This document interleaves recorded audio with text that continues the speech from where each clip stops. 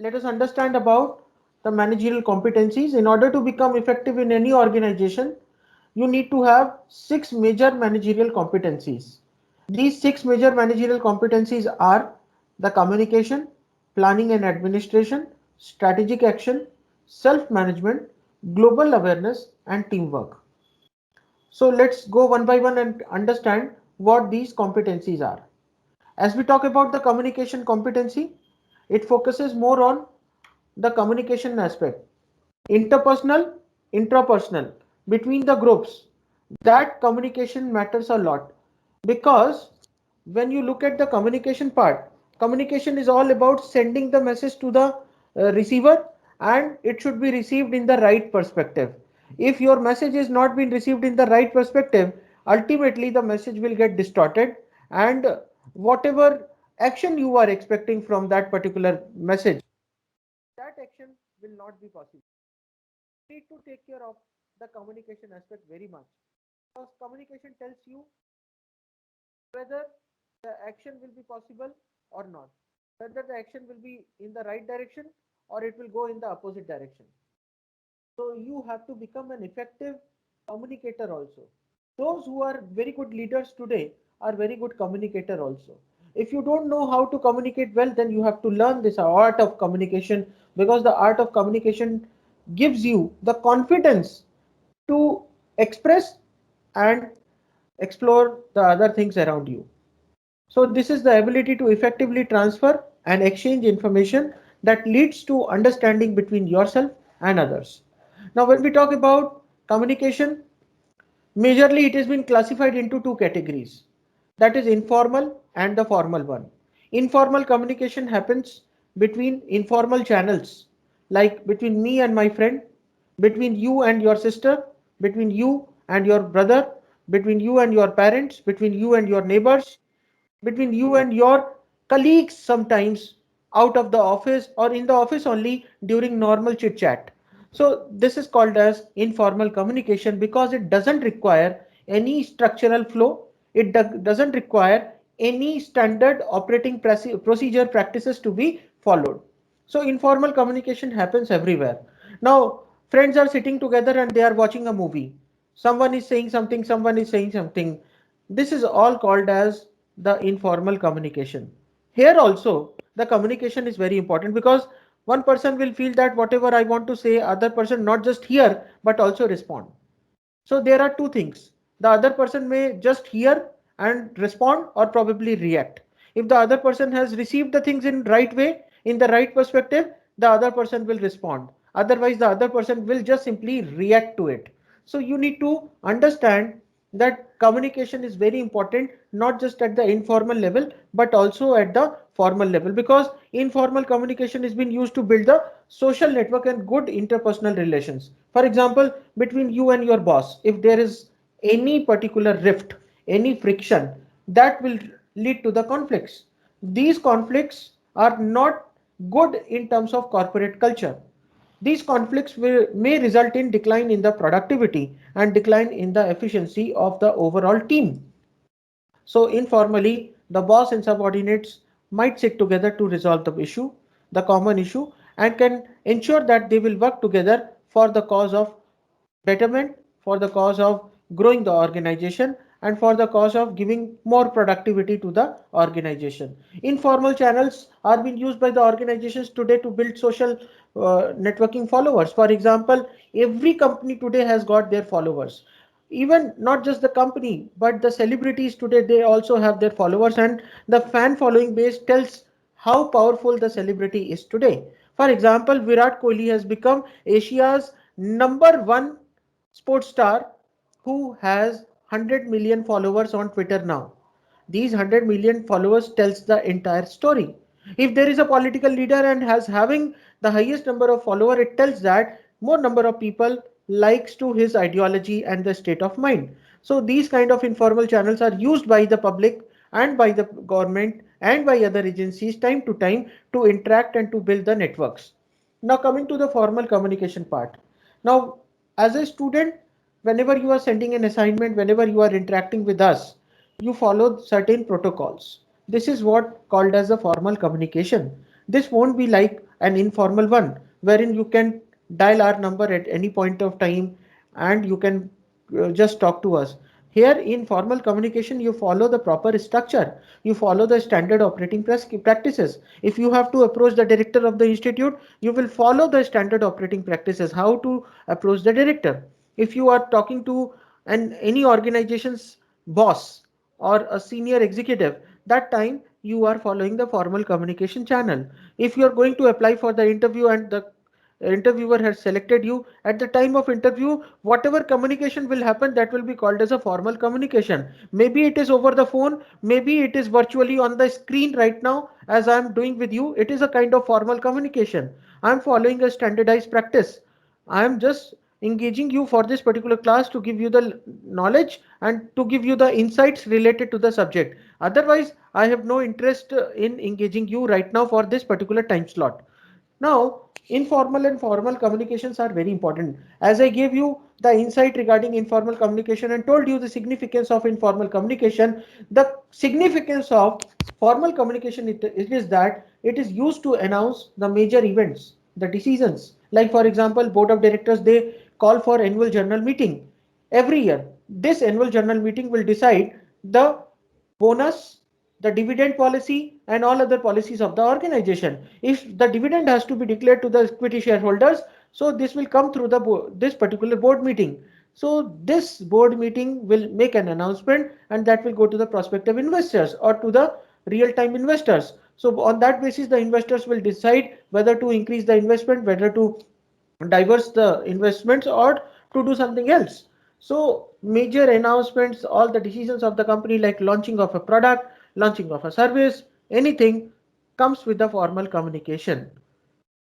Although there are certain formal communication which has got a little bit of informal touch also. For example, a company has decided to make an announcement that a person is being promoted to the senior level. They may call or they may organize a party. During the party, they may make an announcement. So in the party, whatever you will do, activity, the fun, everything will be an informal thing. But during the party, the same platform can be used for the formal communication also. So formal and informal communication go hand to hand. When you want to apply for your certificate like income certificate, caste certificate, validity certificate, or any other certificate from the government side, whether it is Aadhaar card, PAN card, income tax certificate, or anything, for that you go through the formal channels. You cannot informally tell a service person or a government service personnel to do the favor for you because he's been paid. uh, this kind of thing will not be possible even though he is been paid to serve you. He will expect you to just write an application, submit all the necessary documents, and that person who is issuing the document will verify the documents submitted by you, and on that basis only the person will issue you the certificate. So formal communication is covered in all the offices, in all the structured organizations, whereas informal communication happens informally, wherein you don't have to follow the proper structure. Now, formal communications are sometimes used to build the network. For example, companies are building the networks with the suppliers, with the stockholders, with the investors, with the external stakeholders through the formal communication also. So it is not like that informal communications are only being used to develop a social network. Formal communications are also helping the organizations to grow further. For example, Mahindra Group, they have a plant facility in Chakan, wherein you will find all their vendors manufacturing the components and assembly parts in the same facility along with Mahindra. So Mahindra doesn't have to go outside to get that particular inventory. All the vendors of Mahindra are inside that hub only. So with that, Mahindra is able to formally communicate with the vendors in a faster way, and they are getting the inventories at a faster rate, and the lead time has been reduced. Buffer stock has been also reduced. It is contributing towards the just in time. So formal communication has its own advantages. Negotiation. Negotiation means settling the disputes, acting as a mediator sometimes, obtaining the resources, and exercising the influence. Sometimes you have to negotiate with the other party because the other party is not in your terms and conditions. the other party doesn't accept whatever you want them to do. For example, relationship between the workers, the trade unions, and the management of any company today. There are times wherein they don't agree with whatever the management is offering. In that case, someone will have to act as a negotiator.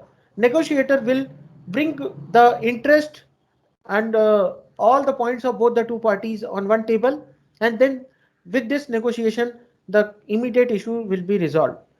Today if you see, Amazon workers have gone for the strike, especially the delivery men, because they are demanding for higher wages and commission for the delivery.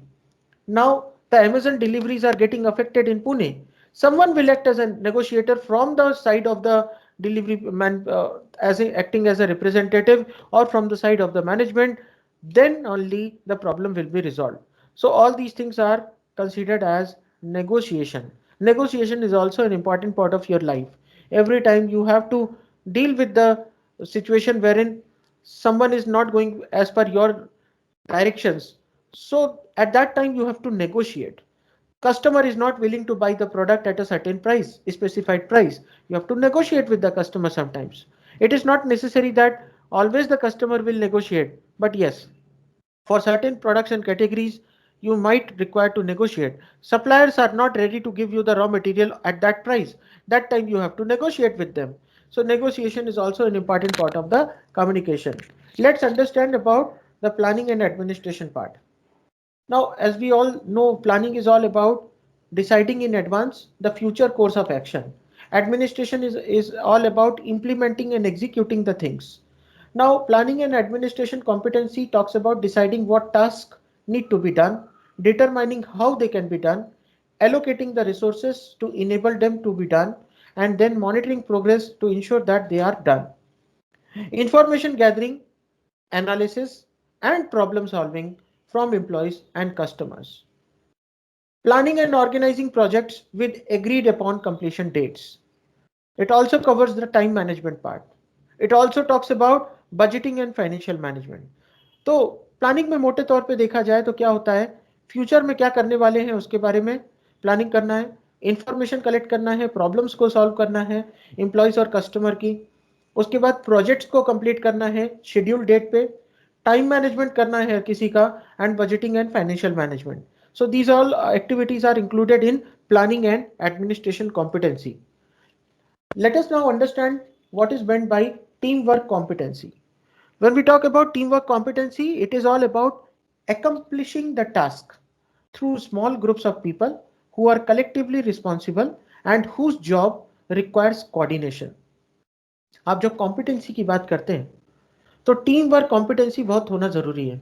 कई लोग होते हैं individually बहुत अच्छा काम कर लेते हैं, बट उनको ग्रुप में कैसे रहना है they don't know.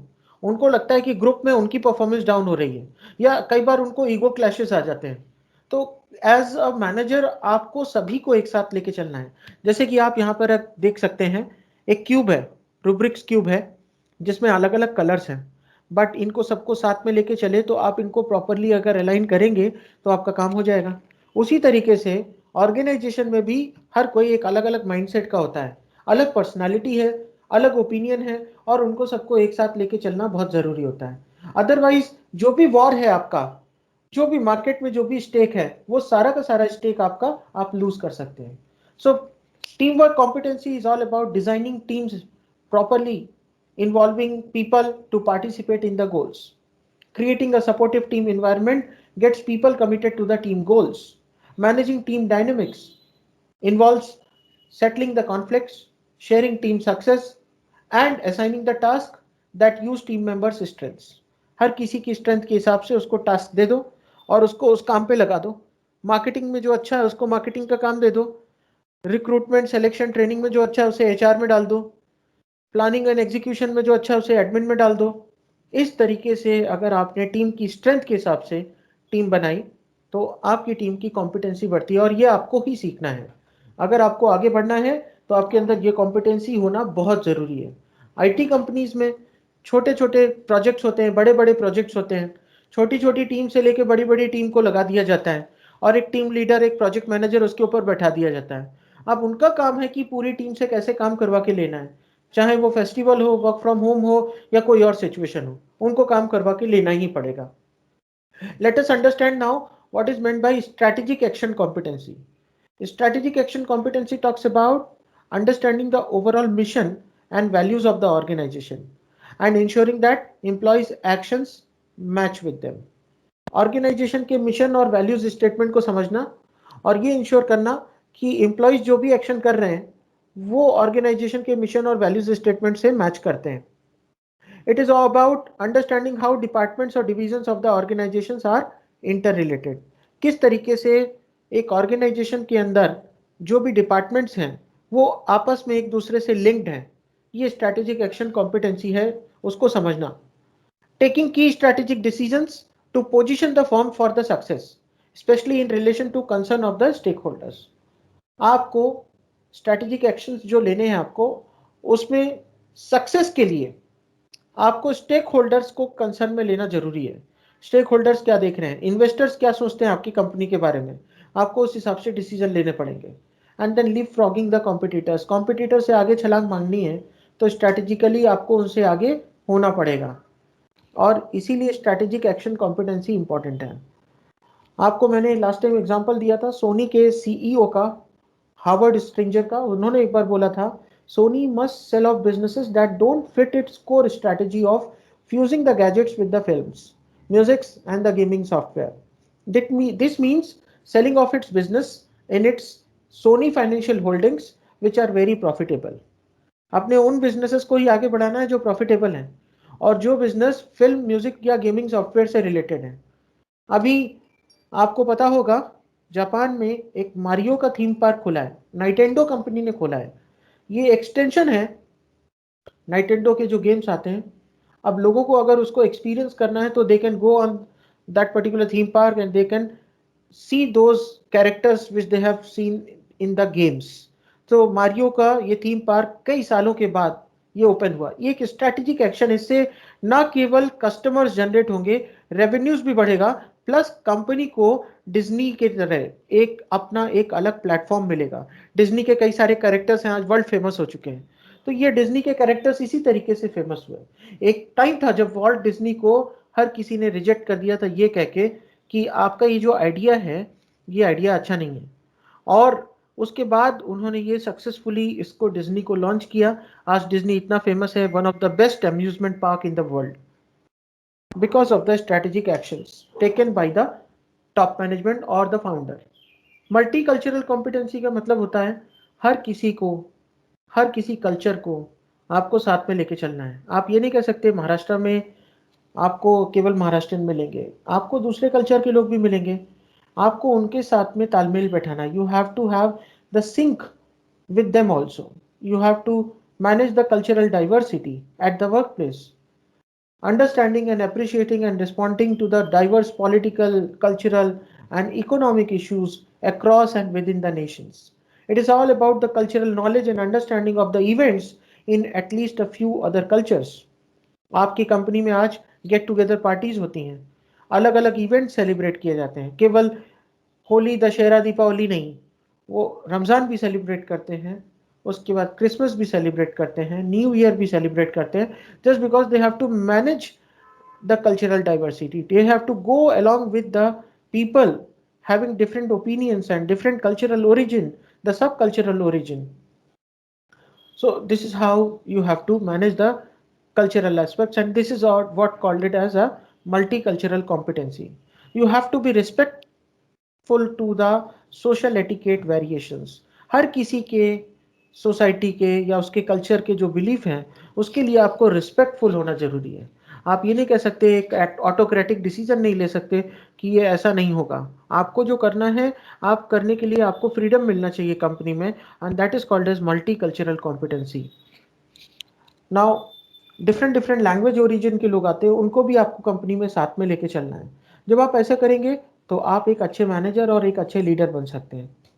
Self management competency होता है खुद को कैसे मैनेज करना, developing your self and taking the responsibility. दूसरों के ऊपर मत झोंक देना, ब्लेम नहीं करना। इंटीग्रिटी एंड एथिकल कंडक्ट होना चाहिए आपके पास में। पर्सनल ड्राइव एंड रेजिलियंस आपके पास होना चाहिए। कुछ काम करने के लिए आपको खुद मोटिवेट करते रहे, खुद को रेजिलियंस होना चाहिए, हार्ड वर्किंग होना चाहिए। आप किसी भी टास्क को हाथ में ले लें तो उसको खत्म करने से पहले ना छोड़ें, ऐसा आपके अंदर एक पर्सनल ड्राइव होना चाहिए। Balancing work and life issues, life और वर्क के बीच में आपको बैलेंस करते आना चाहिए। अगर आपने सेल्फ मैनेजमेंट नहीं किया तो क्या होगा, आप एक तरफ झुक जाएंगे और उसकी वजह से जो बैलेंस है व्हील का वो डिसबैलेंस हो जाएगा, जिसकी वजह से आपको पर्सनल प्रॉब्लम्स, फैमिली के इश्यूज, हेल्थ रिलेटेड इश्यूज, ऐसी चीजें हो सकती हैं। तो आपको एक बैलेंस बनाना बहुत जरूरी है। Self awareness and personal development activities, personal development में आपको अपनी हॉबीज को परस्यू करना चाहिए। ऐसे बहुत सारे कॉर्पोरेट में लोग हैं आज जो अपनी हॉबीज को परस्यू करते हैं, जैसे for example cooking, gardening, singing, playing guitar. They are striking the right chord because they know that unless they look for the personal development, unless they focus on their own personal development, they cannot develop others. तो आज की तारीख में वो खुद का भी development करते हैं, कुछ योगा क्लासेस जाते हैं, कुछ डांस क्लासेस जाते हैं, कुछ कोई नई टेक्नोलॉजी या कोई नए कोर्सेज में एनरोल करा लेते हैं। तो ये सारी चीजें सेल्फ मैनेजमेंट कॉम्पिटेंसी में आती हैं। Last time I gave you the example of Elon Musk of Tesla. He spends near about 30 hours in a month just to learn a new technology or a new language or something new. This is how a CEO level person who is amongst the richest people in the world is doing. So you need to have a self management competency. According to Anne Mulecki, the CEO of Xerox, he said that my strengths and weaknesses have changed a lot in 51 years. The important thing is to recognize the things you don't do well and build a team that reflects what you know the company needs. ऐसी team बनाना जो company को चाहिए, right? आपको recognise करना है वो चीजों को जो आप खुद अच्छे से नहीं कर सकते, और फिर ऐसी टीम बनाना है जिसकी वजह से कंपनी आगे जाए। That is all about the self management. हर कोई काम आप नहीं कर सकते। आप मार्केटिंग, सेलिंग, फाइनेंस, प्रोडक्शन, आप एक ओनरशिप, प्रोप्राइटरशिप में है तो आप कर सकते हैं, बट अगर आप एक टीम में काम करेंगे तो लोगों का जब एक्सपर्टाइज मिलेगा तो आप उसको उतना ही बेटर ढंग से काम कर सकते हैं। Now how is the managers job changing? Manager का जॉब 21st सेंचुरी में काफी चेंज हो गया है। अब वो जमाने चले गए जब वो बैठ के काम करता था, एक वाटर टाइट कंपार्टमेंट्स होते थे, साइलोज में काम किया और 9 से 5 की ड्यूटी की और घर चले गए। आज की लाइफ बहुत कॉम्प्लिकेटेड है। आज अगर आप वर्चुअली भी मीटिंग कर रहे हैं और दूसरे कंट्री में आपके अगर बॉस हैं तो आपको उस कंट्री का टाइमिंग देखना पड़ेगा, आपको बाकी सारी चीजें मैनेज करनी पड़ेंगी, आपका खाना पीना, work life balance, everything you have to manage. So what changes affecting manager's job has been described over here in 5 points which are very important for you. Let us understand one by one. The first one is the changing technology. Technology is changing very fast. पहले manually काम होता था, typewriter था, computers ने replace किया। आज आपके पास में artificial intelligence based computer systems हैं, डेटा एनालिटिक्स जैसा पावरफुल टूल है आपके पास, जिसमें आपके पास में फ्रैक्शन ऑफ सेकेंड में एक पूरा डेटा प्रोसेस करके एक यूजफुल इंफॉर्मेशन मिलती है। तो उस वजह से आपका जॉब भी कॉम्प्लिकेटेड हो रहा है। Increase threat to the security. पहले के टाइम पे इतना मैनुअल काम होता था तो सिक्योरिटी थ्रेट नहीं था। Today everything is on cloud. Today every of threats from the hackers. So such kind of things are always vulnerable to the attack.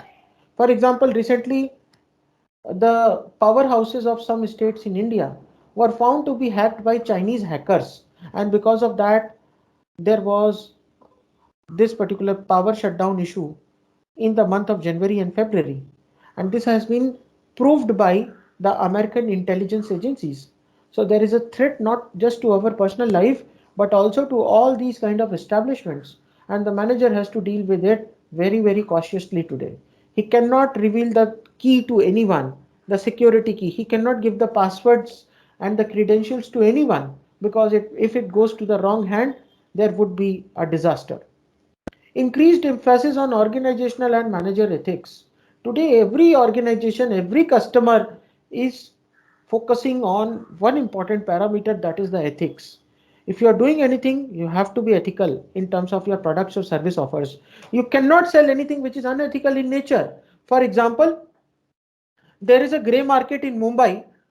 It is said that they have cosmetic surgeons also who can do the implants on your body and at a very less rate.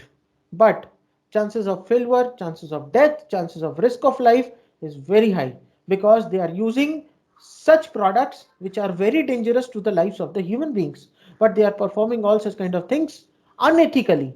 Now let's take an example of some companies. For example, Maggie was under that particular controversy during the time of 2015-16 when they were found to have large quantities of monosodium glutamate in their salt. That was the taste maker. After repeated checkups and after so many trials and experiments, they have agreed that they will reduce the quantity, and then it was allowed to be sold to other states. Otherwise, it was banned in 19 states in India. Similar examples are, you have Cadbury case of 2007, 2003 case of Coca-Cola and PepsiCo, wherein lot of pesticides were found in the cold drinks. So all these things are unethical practices. Recent incidents of Volkswagen, wherein they have fitted one chip which was actually faking the pollution coming out of from that particular uh, coming out of from that particular chimney or from that particular exhaust. So this was the example wherein the company has followed an unethical practice just to cheat their customers and just to cheat the government. Again they were levied with the heavy fines because of the same reason. So you have to be ethical today. Now अभी आपका exhaust होता है, हर किसी गाड़ी में exhaust लगा रहता है, एग्जॉस्ट से अगर आउटपुट निकल रहा है और उसमें दिख रहा है कि ये जो पॉल्यूशन है ये तो अंडर कंट्रोल है, और जबकि उसमें एक चिप लगी हुई है जिसकी वजह से वो आपको कम दिख रहा है, इसका मतलब ये एक अनएथिकल प्रैक्टिस है. अगर आपको पता है कि आपका प्रोडक्ट खराब है और उसके बाद भी अगर आप आपके प्रोडक्ट को कस्टमर को सेल कर रहे हैं या कस्टमर को कन्विंस कर रहे हैं खरीदने के लिए, तो वो एक अनएथिकल प्रैक्टिस होती है. आपको आपके प्रोडक्ट की क्वालिटी को इंप्रूव करना चाहिए. जान के आप लोगों की जान के साथ या उनकी चीज़ों के साथ या उनके पैसे के साथ अगर आप कोई कॉम्प्रोमाइज़ करने की कोशिश करते हैं, तो वो उसको अनएथिकल बोला जाता है. अनएथिकल का मतलब वो होता है, वो प्रैक्टिसेस, वो चीज़ें which are not supported by law. Society जिनको एक्सेप्ट नहीं करती, लॉ जिसको सपोर्ट नहीं करता, वो अनएथिकल है. इंक्रीज्ड कॉम्पिटिटिवनेस बढ़ गई है मार्केट में. अभी पहले एक कंपनी हुआ करती थी, आज एक ही प्रोडक्ट की 50 कंपनीज हैं. So because of that cutthroat competition, today's the manager's job has become much more complicated in nature. They have to see both offline market as well as the online market. They have to deal with both online customers as well as offline customers. Simultaneously, they have to see all other customer complaints. They have to see the logistics. They have to talk to the suppliers also for making available the raw materials on time. So all these are the examples. Then increased environmental concerns. Every company today is more focused on the environmental aspects, and for that reason every company is working on how to contribute to the environment by reducing the greenhouse emission of the gases.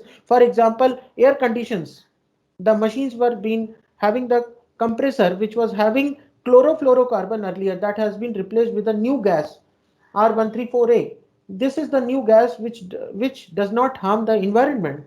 Because of the environmental concern, today's managers have to think all these things, and that is how the world is called as a VUCA world: volatile, uncertain, complex, and ambiguous. So with this, I end over here.